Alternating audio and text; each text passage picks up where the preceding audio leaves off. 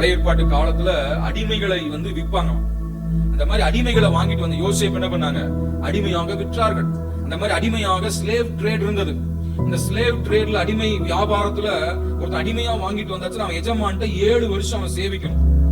7 வருஷம் முடிஞ்சது என்ன செய்யலாம்? விடுதலையாகி போகலாம். அப்படி போகும்போது அவன் எஜமான எனக்கு ரொம்ப பிடிக்கும், எஜமான விட்டு நான் போகல, எஜமான் கூடவே இருக்கணும் அப்படின்னு சொல்லி அறிக்கையிட்டான்னா, எஜமான் என்ன செய்வான்னா அவனை சுவர் பக்கமாக கூட்டிட்டு போயிட்டு கதவு பக்கத்துல வச்சு அவன் காதுல என்ன செய்வான்?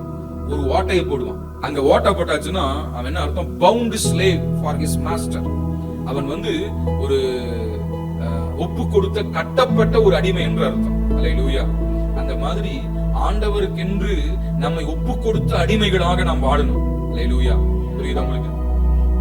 அல்லேலூயா. ஆண்டவர்கிட்ட எப்படி இருக்கணுங்க? ஒப்பு கொடுத்த அடிமைகளாக. என்னன்னாலும் நீங்க தான் பையன் எஜமா. வாழ்ந்தாலும் உமக்காகத்தான், தாழ்ந்தாலும் உமக்காகத்தான், கஷ்டம் வந்தாலும் இயேசுதான், நஷ்டம் வந்தாலும் இயேசுதான், லாபம் வந்தாலும் இயேசுதான், எல்லாமே இயேசுதான். அல்லேலூயா. அல்லேலூயா. அந்த ஒரு அர்ப்பணிப்புக்குள்ள ஆண்டவருக்காக வாழ தீர்மானிக்கிறாங்க பாருங்க. அவங்கதான் பவுண்ட் ஸ்லேவ் ஃபார் கிரைஸ்ட். அல்லேலூயா. ஆகவேதான் பவுல் சொல்றாரு, நான் சிலுவையிலே அறையப்பட்டேன், கிறிஸ்துவோடு கூட நான் சிலுவையிலே அறையுண்டிருக்கிறேன். I have been crucified with Christ. It's no longer I. நான் அல்ல, கிறிஸ்துவே எனக்குள் என்ன செய்றாரு?